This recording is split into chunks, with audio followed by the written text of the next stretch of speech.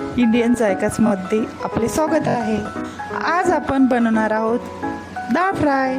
त्यासाठी मी इथे एक वाटी तुरीची डाळ घेतली आहे। डाळ पाण्याने स्वच्छ धुवून घ्यायची आहे। मी डाळीमध्ये थोडासा आंबट चुका व एक टमाटर कापून टाकले आहे। त्यामध्ये थोडेसे पाणी टाकून मिक्स करून घेतले आहे। आता ते आपण शिजून घेऊया। आपली डाळ शिजलेली आहे। हे सर्व आपण एकजीव करून घेऊया।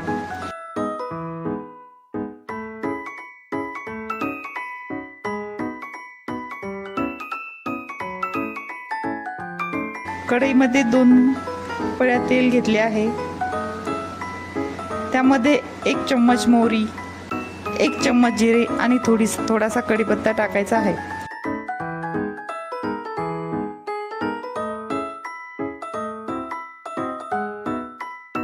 त्यानंतर एक बारीक चिरलेला कांदा टाकायचा आहे। कांदा छान होऊ द्यायचा आहे।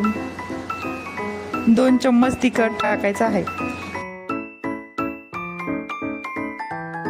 1 चम्मच गरम मसाला टाकून मसाला छान होऊ द्यायचा आहे।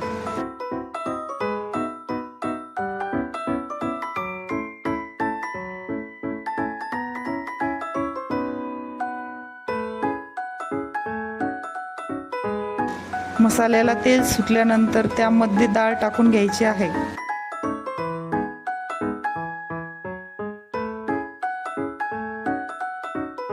चवीनुसार मीठ टाकायचे आहे।